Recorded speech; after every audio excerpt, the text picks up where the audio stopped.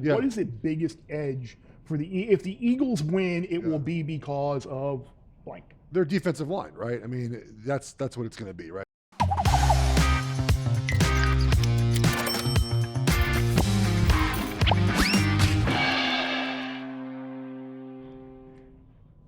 Welcome everybody to Bear Bets.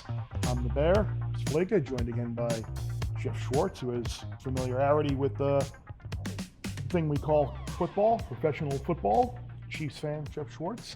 We are on location in New Orleans here to help preview Super Bowl week, Super Bowl game, and whatever else. I'm getting random text messages here as we do this, making me laugh and distracting my thoughts. But I am going to stay focused here and try and deliver as a professional like I am. Geoff, how are we doing? I'm glad to be here, buddy. I know you are. I love Super Bowl week. It's a lot of fun. The anticipation, the build up. It's 10 days now since the last football game. Like you've lived it with your brother. With my brother, yes, so. yeah. So it's Thursday now. The game plans are in. The practice has been done, and now it's just sort of wait around to get ready to play on Sunday. So I'm excited, man. I love this week. Hurry up and wait. So yes, it'll be curious, and so many angles of this game have been broken down by everybody by this point. There really isn't a ton fresh, even though I'm going to try in the Gambling group chat to bring up a couple of angles that haven't necessarily been brought up. But you do such a good job. Where's your spoon, by the way? I don't have my spoon. I got my pen. I got my spoon. When did you get your spoon sponsored by? We do, yes. For your YouTube hits. A lot of views on those. We like that. Videos, but yes. But you do such a good job, like breaking down X and O type stuff. And one of the things that we'll have an opportunity to do here is, because we have so many shows and angles to talk about here, is like, where does both teams have an edge? We'll start with the Eagles. Like, what is the biggest edge for if the Eagles win, it will be because of blank. Their defensive line, right? I mean, that's what it's going to be, right? So Jalen Carter, obviously, we know how good he is. He's going against Trey Smith, the Chiefs' right guard, and Creed Humphrey, the center. Like, that's a good matchup, right? You have all-pro center, Pro Bowl right guard. Jalen Carter's really good. Really, what no one's talking about, in my opinion, is sort of the left guard, right? So Joe Thuney is the all-pro at left guard. He's the left tackle now, Bear. And right? That's going to, we expect that to be the case on Sunday. They said it's going to, Andy Reid is very much a ride with what's working coach. Okay. So they have said he's going to play left tackle still. And it makes sense, because when he went there about week 15, remember, this is their fourth left tackle now. Right. Like yes, and here's the thing about Thuney. Thuney is not the best. He's an all-pro guard. We know that. He is good at tackle because he's reliable and dependable. And Mahomes knows the issues when he's in there, which is basically being beat off the edge. Okay. So you know that, and you can game plan for that. Otherwise, you're not getting run over. You're not getting beat quickly. So now they moved Caliendo to left guard. And the effects that's had is they can't really run the football anymore, which they don't really want to do, but they can't do that anymore. So what happens is Jordan Davis is over Caliendo for the most part. Do they move Jalen Carter over there? He played about 6 snaps last week over the left guard, which had not done most of the season. Maybe that was preparation for playing the Chiefs. So that, to me, is sort of the matchup, because Jordan Davis doesn't rush the passer all that well. He's a good run stuffer. So that favors the Chiefs there. But if they move Carter to left guard, that's a huge advantage for the Eagles, because the Chiefs did not practice that, obviously. They don't expect that. He hasn't done that very much. And that's the mismatch the Eagles are looking for, is putting Carter, the best interior guy, over the backup guard for the Chiefs. The edges, I think, are even. The Chiefs tackles are going to be fine against, Nolan Smith, whatever else they can do. But left guard's a problem for the Chiefs. And how they mitigate that is quick passes, right? And Mahomes loves to throw the ball quickly. Like, when the ball is out quick, the Chiefs win a lot of their football games. And I think as you get to a game like this, where everyone knows everyone else is talent and rosters so well, it's about something new. It's about a wrinkle. And we saw that in the college football championship game with Ohio State, where that goal line play to Jeremiah Smith, like, that was like put in on like a couple of days before the game. Yeah. And Notre Dame had no idea. You saw they had no defensive scheme for it. I mean, the Chiefs did that to the Eagles 2 years ago when they ran the corn dog play, and they run these plays. Like, that's what you do in these games. You try to find these situations. And where I think the Chiefs have an advantage, and I know you're on this as well, is basically the middle of the Eagles' defense in passing situations, where the Eagles play a ton of zone. That would be a lot of quick. That would be going along with your quick pass. Yeah, the Eagles don't play a ton. I think they're 10th most zone coverage team in the NFL. But with Nakobe Dean out, Oren Burks is now in. That's a huge advantage for the Chiefs to take advantage of. So I'm curious to see how they formationally get Kelsey, I think Juju Smith might have a big game. He's a middle of the field guy. Like the middle of the field to me feels like the place the Chiefs will attack. The edges, they might have to get there at some point. But also too, when the pass rush is coming, as we think it might happen, over the middle is right there. Like that's where Mahomes is going to look. Now, was that something specific where we saw Zach Ertz have a massive game against the Eagles? Yeah. Is that the Burks kind of matchup? Okay, yeah. This is the fun thing about this discussion. I think covering tight ends is very hard in the NFL. All these tight ends do well. So when people say, I'm not just linebacker really can't do everything. Right. When people say, safety, well, then the tight end played well. Of course he did it. Linebackers can't cover him. Safeties are too small. Like all these tight ends are great for a reason. So every tight end tends to do well against everyone. But in this situation, Oren Burks was on Niners last season. They sort of torched him in the Super Bowl last year. Like this is an advantage for the Chiefs, especially if you want to get the ball out quickly. And the Eagles defense, Bear, is okay with making you drive 10 to 14 plays. Like no explosive plays. The Chiefs don't try that. Like it's a matchup where let's see like attrition, right? Like can the Chiefs do 12, 14 play drives to score? The Eagles will let them do it. Now the red zone becomes a big deal here. The red zone, first down in red zone, Chiefs defense has to stop Barkley on first down. And then can the Eagles stop the Chiefs in the red zone? Well, so much. For one game, there's so much. But that's great. That's why we love the analysis, and hopefully that'll help you out with maybe some player props and maybe a Kelsey over or Juju Smith. Juju wasn't used very much this season. No, he wasn't. But he's a middle of the field guy, right? He's not a guy. Worthy and Brown play the edges. Watson plays outside.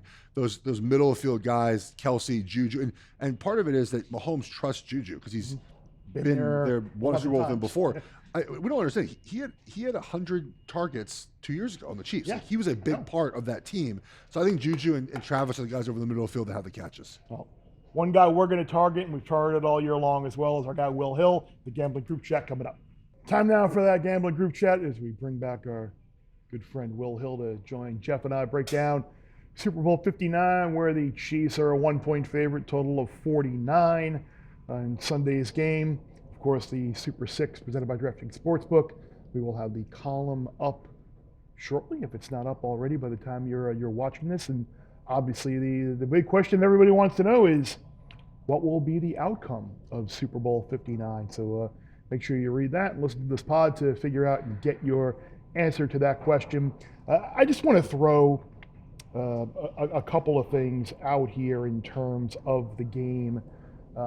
There's so much groupthink around the Super Bowl, and you hear kind of the same things over and over again about, it'll be high scoring. If the Eagles win, Saquon will win the MVP. If the Chiefs win it, it'll be Mahomes. It's kind of the same things over and over again. And I'm just kind of throw some other things out there here, just to think about when we're breaking down the game. And the first thing I just want to say is, are we maybe overrating the Eagles just a little bit based on recency bias? Because if you dive in to what they've done in the playoffs, they beat the 7th seed on their home field in the first round in a game that they really weren't great offensively. Second round, you beat a warm weather indoor West Coast dome team in a blizzard in a game that you nearly blew. You had one and you nearly blew the game. And then you beat Washington, a team who defensively, they were beat up and terrible. It was a great matchup for Philly at home. And they were, the 6th seed? So you beat the 6th seed, the 7th seed, and a warm weather indoor dome team. And now they're being picked by a lot of people to win this game and go up and down the field on the Chiefs. Will, am I crazy? Am I just digging here for an angle that really doesn't exist? Oh, I think you're crazy, but I don't think you're crazy because of this. I think this is, you bring up some good points. I think the word overrated is strong because I just look at the team and, man, it's a really good roster. Offensive line, running back, receiver. When Hurts is on his game, man, he gets a lot of crap, but he's a top 10-ish quarterback. They've got a really good defense. I think a much better defense for anyone that wants to compare the game 2 years ago when these two teams met in the Super Bowl. Their defense is much better. That team 2 years ago was really just a product of the schedule. This defense, I think, is legit. With Fangio, I think it makes him better. But again, your point is well taken. And I'll go a step further. Not only did they get a break in terms of the schedule, no, Green Bay was maybe better than their seed, but you read off the seeds, it's not as impressive. That being said, again, take it a step further, +4 in turnovers against Green Bay, and you start the game with the gift of all gifts, where somehow they give the ball to Philly out of a scrum, and right off the bat, you're kicking off, and you end up at the ball first play from scrimmage at the +25 or whatever. Complete gift, again, +4 in turnovers. You're only up by a point against the Rams. The Rams have the ball fourth quarter. They fumble in the snow. You kick a field goal. They fumble again in the snow. You kick another field goal. So those 2 turnovers, again, plus two in turnovers there, really untimely in their own territory. And then Washington, I know the game got away from Washington, but Philly was plus 4 in turnovers there. So they've created 10 turnovers. They have not turned the ball over once. So if that normalizes a little bit, I like Kansas City here, but if that normalizes a little bit, that's another reason to pick the Chiefs aside from the default lazy. I don't want to pick against Mahomes. There is some turnover stuff here, Jeff, that would lead you to Kansas City and to take it even one step further. People that think they had the right side with the Bills against the Chiefs a couple weeks ago, there were 5 fumbles in that game, and the Bills recovered all 5. Yeah. So that game could have easily been even more lopsided, and Kansas City ended the game taking a knee basically in the red zone. So some turnover stuff points to Kansas City here, I guess would be my point. Yeah, and I guess to echo that point, Will, one of the things which Jeff and I have talked about, and Jeff, I'll just ask you again now, you've heard the question before, like, are we properly valuing playoff Kansas City? Have we been able to put a number or a value on that to just say, like, it's almost like it's kind of like the NBA where you need just like throw out the regular season. Yes. None of it matters. Like what the Chiefs did in the regular season, Jeff, kind of none of it matters because playoff Kansas City is so good. Like, do people understand how good playoff Kansas City is? Remember when the Chiefs couldn't score over 30 points and then in the most important game of the season, they scored 32 points, and Will mentioned they end the game in the red zone. They could have had over 32 points. I look, it's very hard because the NFL is not supposed to work like this, right? It's not supposed to work where you basically just decide in December, you know what, let's play better football now. And the Chiefs, though, have done it for many years now where they just do enough in the regular season. That's why I don't buy the idea that these close games they keep winning are a product of them being less than, right? Instead of being, they had 3 straight weeks where they were up double digits in the third quarter and then just sort of stopped trying hard and won those games close. They're not coming from behind to win a lot of these games. And then in the postseason, they just make, and here's the thing, guys, this is the most important part that's hard to quantify, right, Bear? Like, there's no number for this, is in these big moments, they make all the big plays. And a lot of times on offense, they sort of just bide their time. Okay, you want to give us 7 yards, Philly? We'll take 7 yards. You want to give us 5 yards? We'll take 5 yards. Oops, you blew a coverage, 25-yard pass. Like, the Chiefs do that better than anyone else. Oh, you want to have a condensed formation on 4th and 5? We'll bring the corner. Like, they win these big moments. I'm not saying Philly can't do that, but there's no DVOA, there's no EPA for winning big moments, right, Bear? Like, nothing you can quantify and say this is exactly how it's going to happen. But this is so abnormal for the NFL. That's why I think it's hard for a lot of us just to find a way to sum up what the Chiefs are doing. Will, you had an interesting comment. I think it was on a numbers game with Gil Alexander earlier in the week about how making a comparison to the Chiefs, like playoff Chiefs. And one of the reasons why they're so hard is because all of the different players that you look at the players that have scored touchdowns in the Super Bowl for them, it's ridiculous. But you had an interesting parallel to another very successful team. Does remind you a little bit of the late 90s Yankees, where it just feels like they find a way to win. Even if they're losing, you feel like the rally's coming. You almost got to beat them like 2 or 3 times. You almost have to go to the 9th inning to continue the baseball analogy. You almost have to go to the 9th inning with like a 7-run lead where they can't run their magic. They can't steal the game late with a walk and a double or a walk and a homer or something. And unsuspecting heroes. We've seen Kadarius Toney and Sky Moore step up and make big plays for them. Valdez Scantling, and similar to the Yankees, where Scott Brocious would bat 9th but get a big hit, or Ricky Leday or Shane Spencer. There's a lot of parallels where not only do they have the elite greatness with Mahomes, who's as good as any player we've ever seen, but they also have a knack for these guys that step up and make plays out of nowhere. And you're right. It just brings into a conversation we're going to have on Friday's show about, like, you go down the list of all the random touchdown scorers for the Chiefs, like who's going to be the random Chief du jour to have an anytime touchdown? We'll have a little more on that on Friday, but we all kind of, again, on the groupthink idea, like everyone's just assuming a close game. No one's going to get up big and pull away like the Bucs did against the Chiefs offensive line that was down 4 starters a few years ago. Everybody sees a close game. Will, I'll start with you. Can you see a scenario where one team potentially wins by double digits, and is it worth maybe laying 9.5 with a team on an alt line? Like, is it possible that the Chiefs win by double digits or the Eagles win by double digits, and is that enough bang for your buck to be able to make a play like that? Yeah, I think it always depends on the return you're getting back. I do see a close game, but turnovers are the great equalizer. You start turning the ball over, doesn't matter how evenly matched these teams are. You start to talk about a situation, and that's just a really hard thing to predict. It's kind of obvious. Say, well, turnovers matter. Yeah, obviously turnovers matter, but it's just hard to forecast. Hey, this team's going to be -2 or -3 in turnovers. If you get one of these teams with how even they are, if you're -3 in turnovers to a good Eagles team or to a good Chiefs team, you probably are looking at maybe a double-digit game. But again, it's hard to go into a game expecting that. I don't think we're going to get the mismatch that we saw, is it 4 years ago now with the Bucs and the Chiefs, where the Chiefs just couldn't block them, and people that hold that game against Mahomes are out of their mind. Mahomes played great in that game. He had drops. Nobody could block from him. I was impressed with Mahomes that game as any day. So it all depends on the return. I would think an Eagle blowout is more likely than a Kansas City blowout, even though I like Kansas City in the game, which I don't know if that makes sense to you guys, but I could just see, like, Philly plays well with a lead.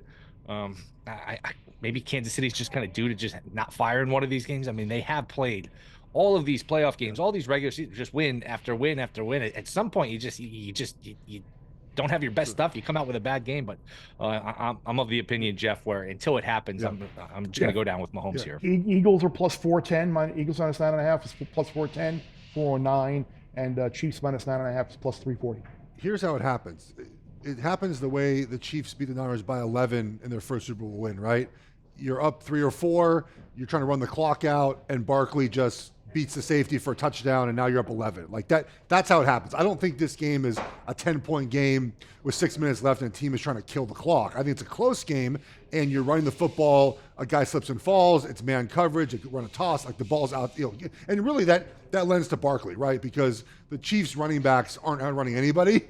And so Barkley's the guy to make that happen. So if you think the Eagles are going to be up the end of the game trying to ice the game out, maybe you do look to the Eagles' alternate number because Barkley will have a long touchdown. But we saw Barkley against the Packers in that first playoff game decide to fall down and end the game. Like, Barkley has shown that he might not take that touchdown. He might just take a knee and end the game, and then your alternate wager doesn't cash because Barkley does the right thing, right? So I'm not going to play that market. I don't think this game is going to be, a blowout. It's okay, I think, in these standalone games, Bear, just to be like, yeah, it's going to be close. We all agree it's going to be close. It's fine if it's close. Like, we all just have watched enough football. We've watched the Chiefs and Eagles play.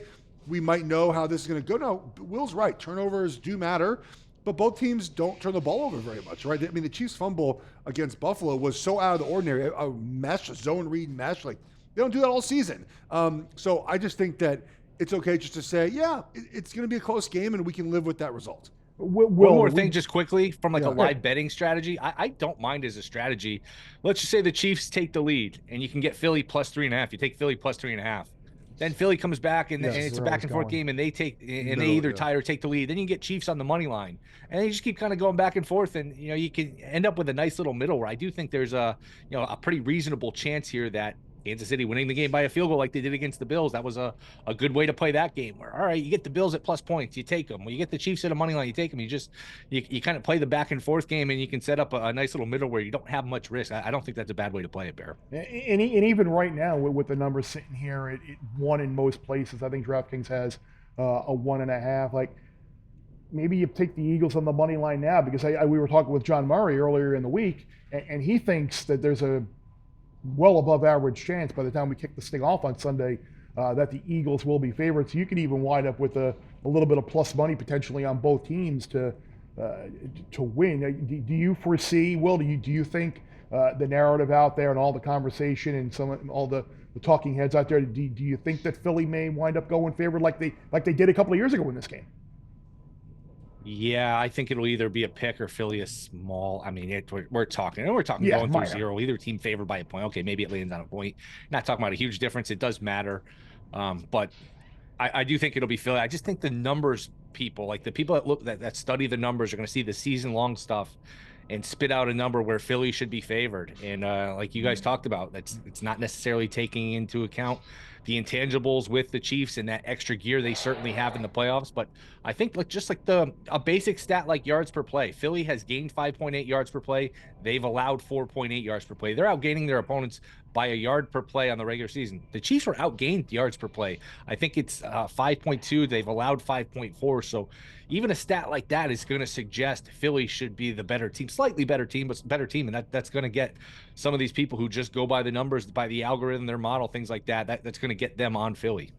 And Jeff, I'm sure you'd be pretty happy if this line does. You already bet Kansas City, but would you add up a little bit more if they close as an underdog? Would you add more? I think Will's way is the best way here. It's like whoever scores first, you just take plus points and you just try to get as many points you can for each team, right? Like if the Chiefs come out and score first, you get the Eagles at, they probably don't get to 7, but plus 4.5, plus 5. Like you just sort of find the way to get a bunch of plus money throughout the game. I mean, look, you mentioned this all week. Chiefs have been down by double digits in all 3 Super Bowl wins, and they were down in the one they lost too. So if the Chiefs are down double digits at some point, you're going to get a great Chiefs number too. Like I think that's the way. I think Will mentioned that's the way to play this. I have a Chiefs money line. I took it immediately. I did the same thing for the Houston game and for the Buffalo. I just want the Chiefs money line in my pocket. I don't have the best number. I get it, but that's the way to play this. Is try to find maybe you. I mean, you could tease the Eagles, I guess, with the total if you like the over and under some way, and maybe you could get the Eagles plus 7, and then you get a better number on either side of the total. But that's a lot of groupthink this week bears on that over, right? I'm on that side too. It does feel like the under is the play that the people that make money sports wagering are going to take. Speaking of people who make money sports wagering, Will, I'm talking about you. A couple of days out here from the game, we've even talked about it as well. Like if this was a late October week, whatever game at 4 o'clock, 4:30, like we probably wouldn't be betting this game because there really isn't a hell of a lot of an edge either way. Are you leaning? Do you have anything in pocket right now on the side or total? You going to make a bet pre-game, or you just going to kind of wait and strategize it out the way you think like you just described? Yeah, I'll bet the Chiefs. I bet the Chiefs. I think I've did you lay the point, or you just take the money line? I just took the money line. Again, it's something I'm not sure if you guys have mentioned this. Let's just say the analysis has started to run together between a group text and other shows and this shows. Look, exactly. We've covered all our bases by this point in the week, but in the playoff format, and this almost came to fruition last year, if you get a situation where there's overtime and one team gets a touchdown, Bingo. they're up by 7, the other team gets the ball, and if they score a touchdown, then it becomes sudden death, so they're probably going to go for 2. So in that scenario, the game would land on 1 either way. You get the 2-point and you win by 1, or you fail on the 2-point and you lose by 1. I think Philly especially would go for 2, but I think both would. So that 1.5, we could say here, and I just said it a few minutes ago, the 1's not going to land on 1. There's a better chance it lands on 1 in a postseason game with this format than in other scenarios, and we almost saw it last year. I was going to say, and Mahomes even said, like, they were going for 2 yes. If it came to that. So I totally agree with you. Will, we'll be back with you on Friday to talk a little bit more. Appreciate you as always, and enjoy the rest of your day. All right, back again with group chat. Thank you to Will. We covered a lot of the big picture stuff. Tomorrow we'll have props galore for you guys, so stay tuned for that. It's time for our best bets for the Super Bowl this weekend, Bear. Where are you going with your best bet? Well, we've talked about it. You can make a case, a good, strong case for both sides. In terms of the game itself with the side or a total, I'm going to land on the total. And I know I'm going oppo you here, but I'm going to go under the 49 is my best bet in terms of side of total for the game.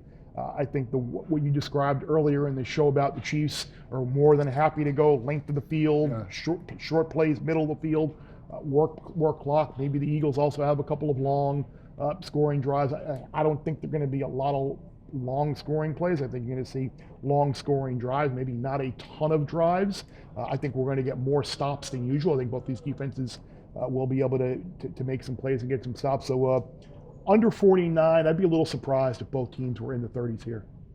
Fourth down matters so much, right? That's it. Yeah, if you miss a few fourth downs, the under is cashing. You convert them, and you're looking at 38, 35. You don't convert them, then it's 21-17. Yeah, it's a big deal. Variance is your friend. There's a live wagering opportunity too. If there's a bunch of fourth downs converted early in the game, Because those are like 50-50, like, and then hit the under. That was the great thing when you knew they were all converting them in that Lions Commanders game. It was like you couldn't make the total high enough in that game because you knew there weren't going to be any stops. There weren't any punts. There weren't going to be any stops. 90 at one point in that game.